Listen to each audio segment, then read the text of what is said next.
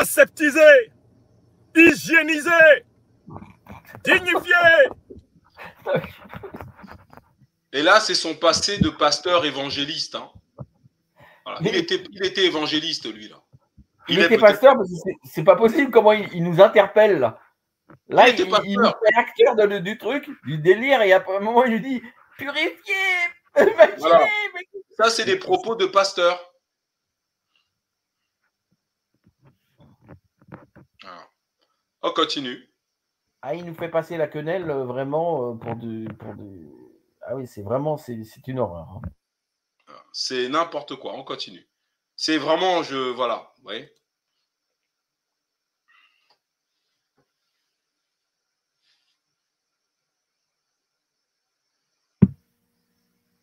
Rehaussez ceux qui ont accès à votre corps.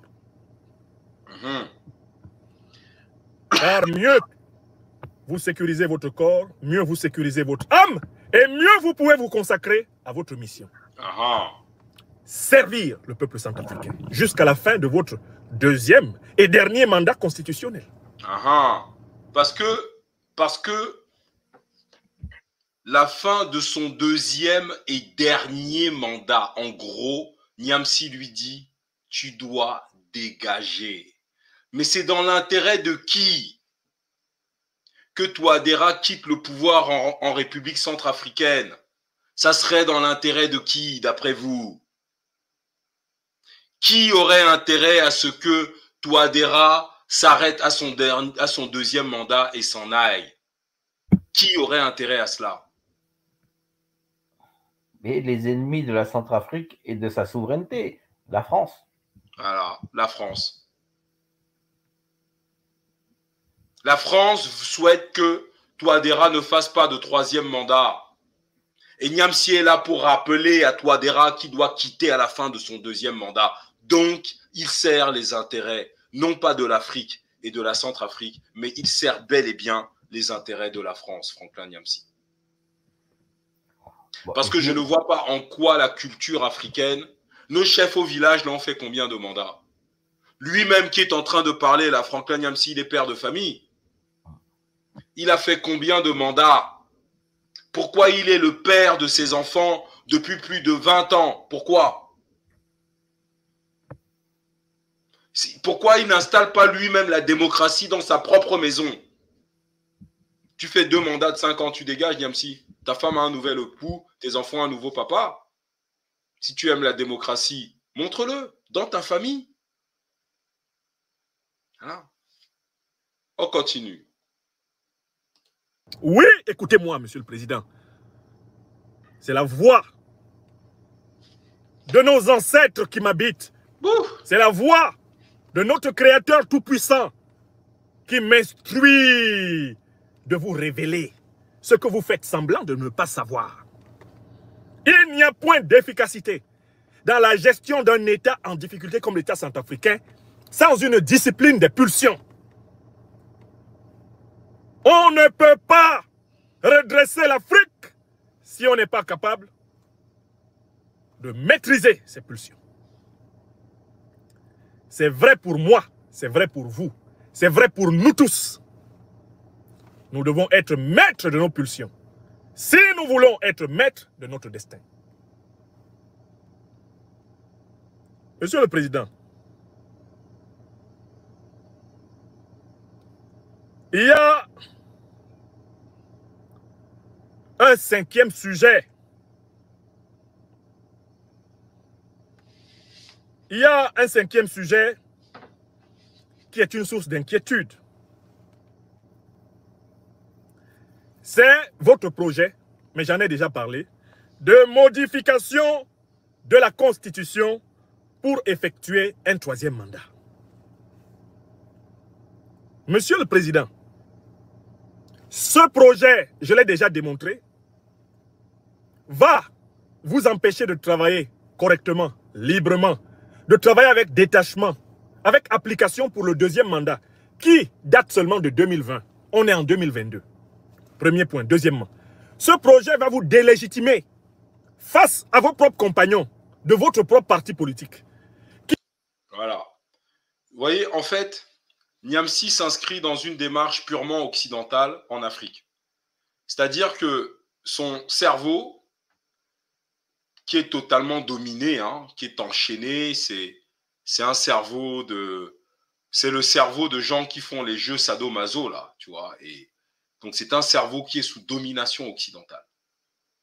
Ne peut pas concevoir et n'accepte pas, parce qu'on le lui a demandé de ne pas accepter. En Afrique, on veut des chefs à vie.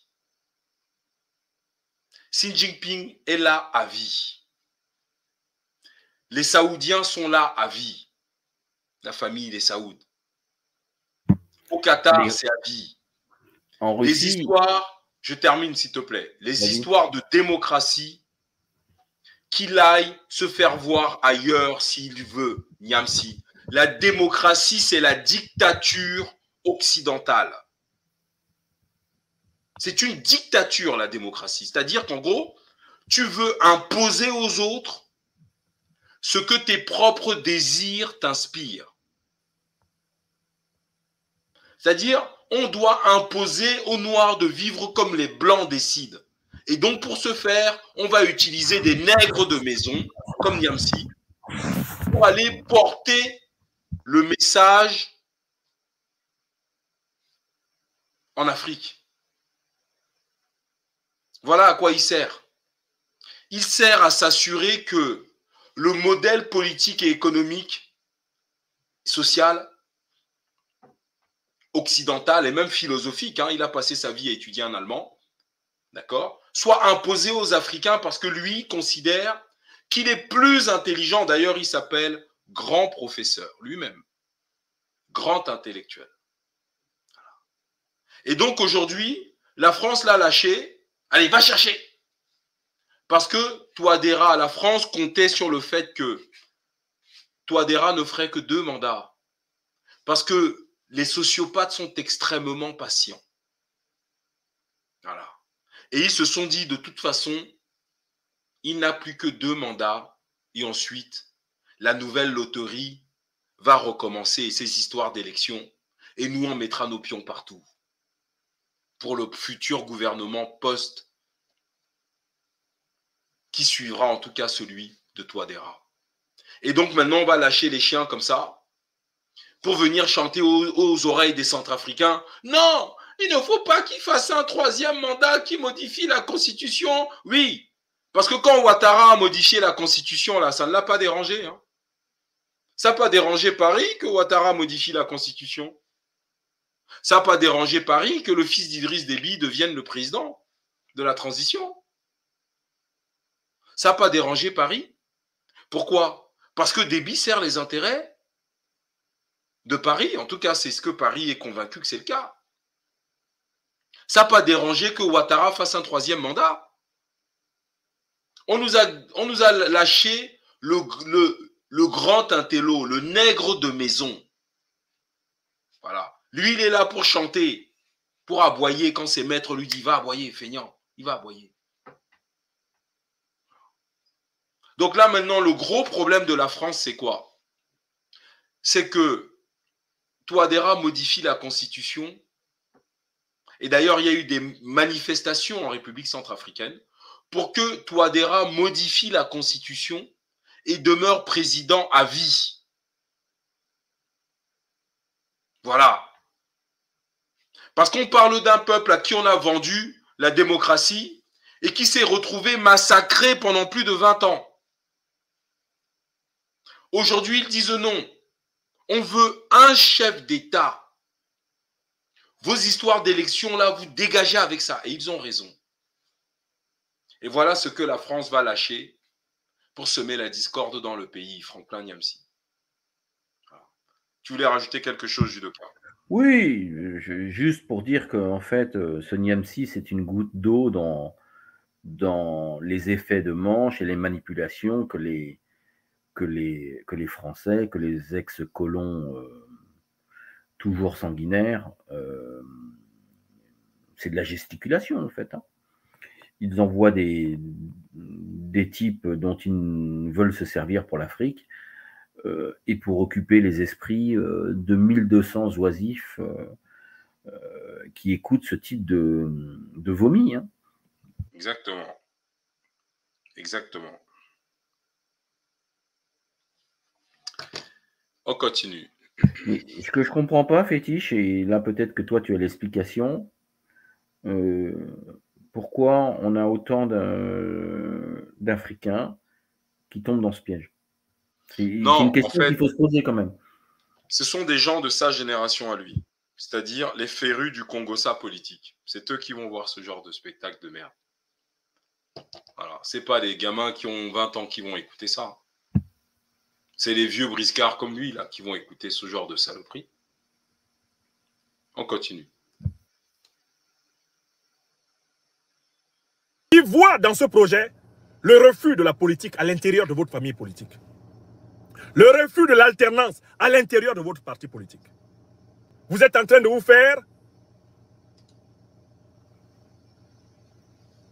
les plus graves adversaires politiques à l'intérieur de votre propre camp, contrairement aux apparences. Vous pensez peut-être que les pires sont les bandits de la CPC. Oui, ils sont les pires, puisqu'ils ensanglantent le pays et ne rêvent que de le détruire pour le ramener sous le contrôle du néocolonialisme français. Mais votre volonté de modifier la Constitution et de vous éterniser au pouvoir aliène tous les cadres politiques de votre propre parti qui estiment qu'ils ont le droit d'aspirer de votre vivant à la fonction suprême.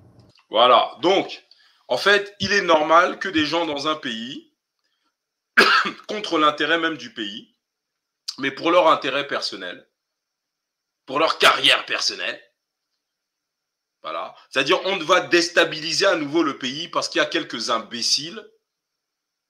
Voilà. Pour leur petite carrière personnelle, on va remettre en péril le pays. C'est ça que Franklin Nyamsi vient de dire. La stabilité qui s'accroît de jour en jour, la sécurité qui s'accroît de jour en jour, depuis l'arrivée de Monsieur Touadéra, doit être remise en question. Parce qu'il y a dans l'entourage de M. Touadéra des gens qui, eux aussi, veulent être présidents. Voilà le niveau d'analyse politique d'un prétendu intellectuel. Chez nous, dans ma famille, on appelle ça les cons. Bon, après, ailleurs, on dit que c'est un intellectuel. Mais chez nous, gens comme ça, là, non. Non. C'est-à-dire qu'en gros, si vous voulez, il n'y a pas eu assez de morts en République centrafricaine pendant ces 20 dernières années. D'accord, de populations qui ont dû s'exiler, de massacres, de viols. Là, maintenant, il faut reprendre le risque que cette situation revienne parce que dans l'entourage de M. Touadéra, il y a 3-4 connards que la France essaye d'acheter, d'accord, qui veulent eux aussi être présidents. C'est à mon tour de jouer. C'est à mon tour de jouer. Ben non, on ne joue pas. Il y a la vie de gens en jeu, là. On ne va pas remettre en péril le pays parce que tu as 3 connards qui veulent jouer.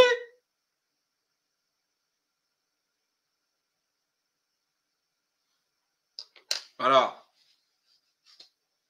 C'est incroyable. On continue.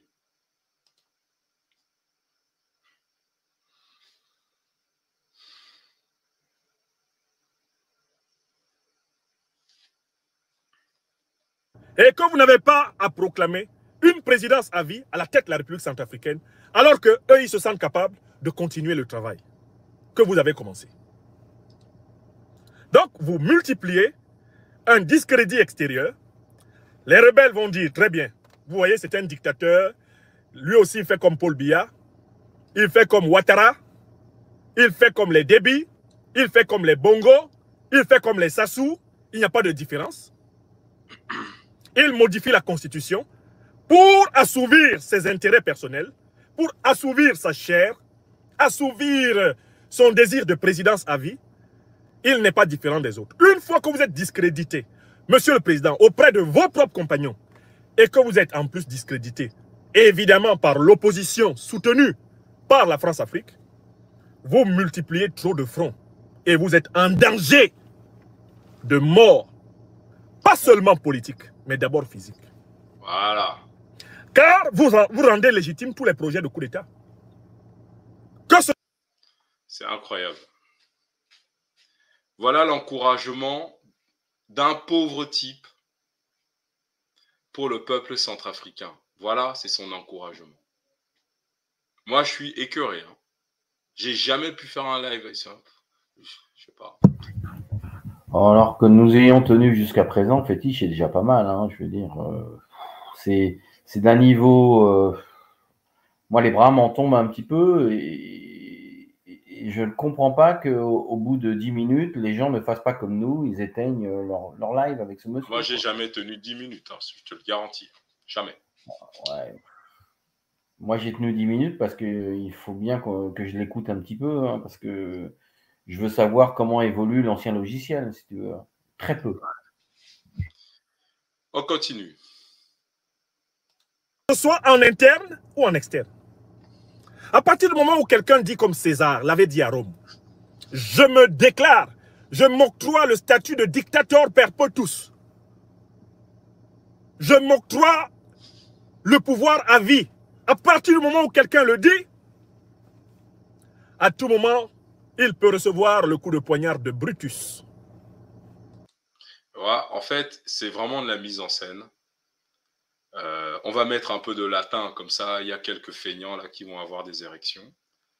Mais c'est vraiment minable. Moi, je suis dégoûté. Même faire un live, ça fait 3h18 qu'on écoute ce type-là. C'est...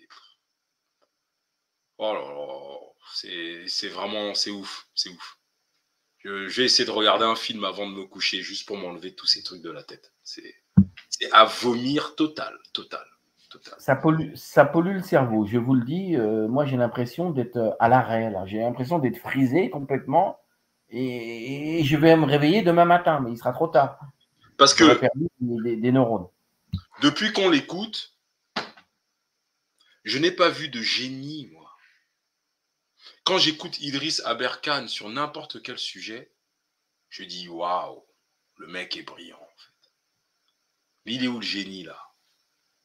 Sincèrement, ça fait 3 heures là. Qu'est-ce qu'on écoute depuis tout à l'heure? Ça fait 31 minutes qu'il parle. Qu'est-ce que nous avons appris? Quel est le truc vraiment qui nous a, tu vois, qui nous a émerveillés, où on se dit waouh, l'analyse est brillante? Il n'y a rien. Il n'y a strictement rien. On continue. Voilà, on ne sait pas apprécier un intellectuel de ce niveau. Non, là, c'est pas... C'est rien. J'essaye de comprendre, moi aussi. Non, il n'y a strictement rien. Strictement rien. C'est un poison total, cet homme. Moi, je ne suis pas du tout fan. Hein. Mais alors, pas du tout impressionné. Je vois pas, il n'y a rien à prendre. On ne peut même pas dire que c'est le néant, parce que le néant, c'est quelque chose quand même. Mais alors là, c'est du Congo-ça, c'est des trucs de salon de coiffure, de bar, de soulard. C'est pas de l'analyse politique, ça. On continue. Je vous rappelle que Brutus était le neveu de César. Mm-hmm. Je vous rappelle que Obiang Nguema Zogo, qui est président de Guinée équatoriale, était le neveu de Macias Nguema, le dictateur. Mm-hmm.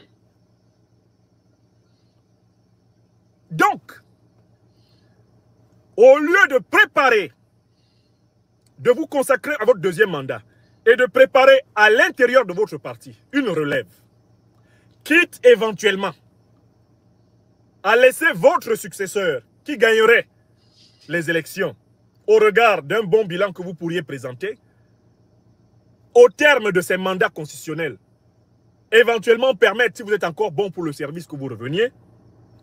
Si vous continuez à foncer pour la présidence à vie, parce que c'est ça les troisièmes mandats, ce sont des présidences à vie déguisées, vous allez ramener le Centrafrique à l'état chaotique dont vous avez tenté de le sortir, notamment à partir du virage géopolitique de 2020, de 2017 à Sochi.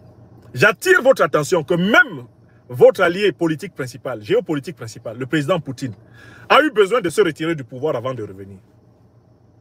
Là où on n'a pas les mêmes données politiques et géopolitiques, même lui, il a eu besoin de céder le pouvoir à Medvedev.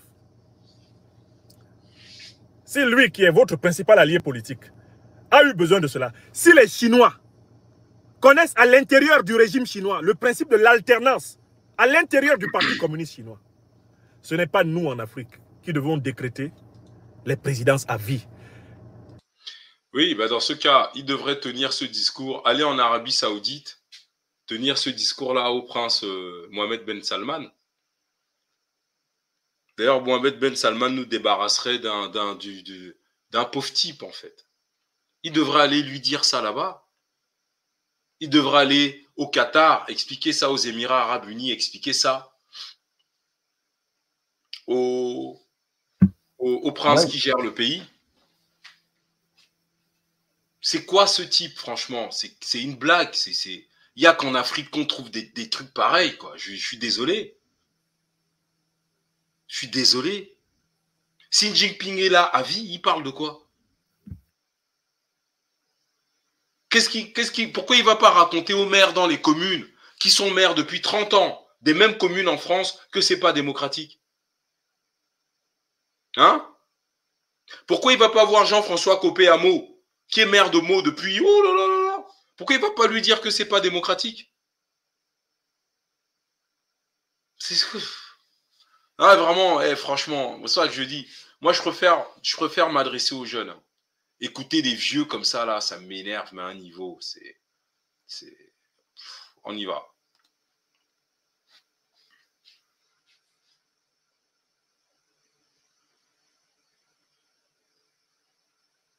Et essayer de présenter des êtres humains comme étant indispensables pour des peuples, car l'être humain individuel est mortel. Le peuple est immortel et Dieu seul est éternel. Je recommence. Tout être humain individuel est mortel. Le peuple est potentiellement immortel par la valse des générations. Et Dieu seul est éternel. Or, un être humain qui dit, tant que je suis vivant, c'est moi qui suis président, il se comporte comme s'il était éternel. Il se comporte comme s'il était immortel. Or, il est mortel. Voilà pourquoi dans aucun pays où la présidence à vie s'est installée, il n'y a eu de progrès socio-économique et politique durable. Même la Libye de Kadhafi a dû échouer parce que Kadhafi n'a pas su préparer une relève en Libye et quitter le pouvoir avant que le pouvoir ne le quitte. N'importe quoi. N'importe quoi. N'importe quoi. Bon, je ne vais même pas commenter la Libye parce que c'est pas la peine. Voilà. C'est pas la peine. Et vous voyez le mépris dans le regard. On a lâché le chien. Quand tu demandes au chien d'attaquer, il est fâché, mais il ne sait pas pourquoi il est fâché. Il obéit aux ordres. On lui a dit attaque. Voilà, c'est ça. Vous voyez le mépris. Il vient d'où ce mépris? Il est centrafricain, non? Alors d'où lui vient ce mépris? Il n'y a pas d'amour chez cet homme. Moi, je vois un égoïste forcené. C'est de l'égoïsme psychiatrique, là, que moi, je vois.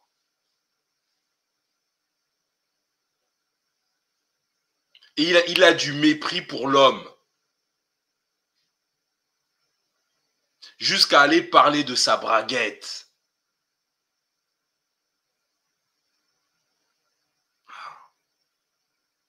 C'est incroyable.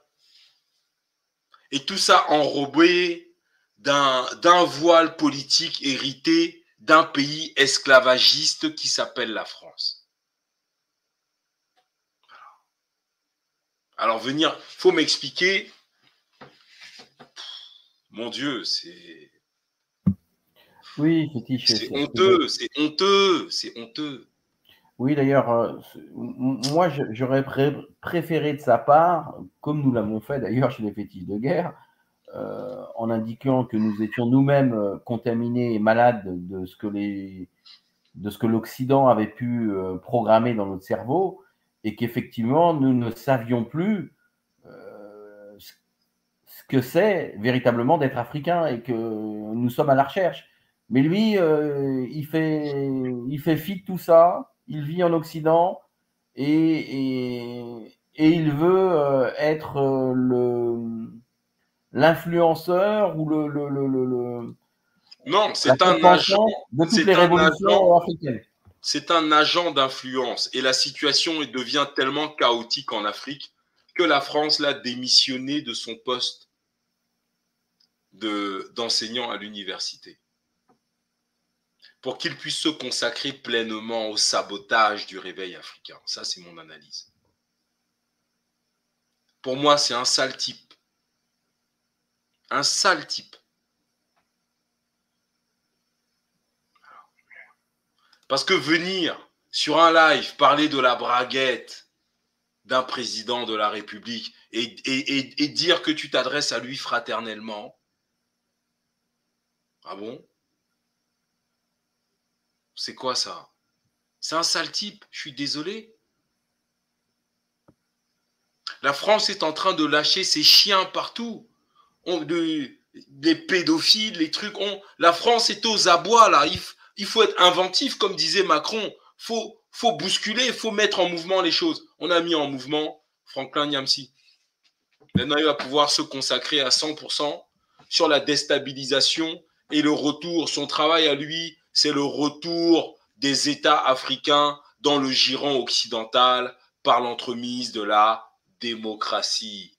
Il ne faut pas que les leaders politiques qui s'opposent à la France puissent demeurer au pouvoir. Et oui, et comme on n'arrive pas à l'assassiner, Touadéra, physiquement, eh bien on va vouloir l'éliminer politiquement. Ça veut dire que ce genre de types sont là pour créer chez l'entourage de Touadéra une envie de prise de pouvoir.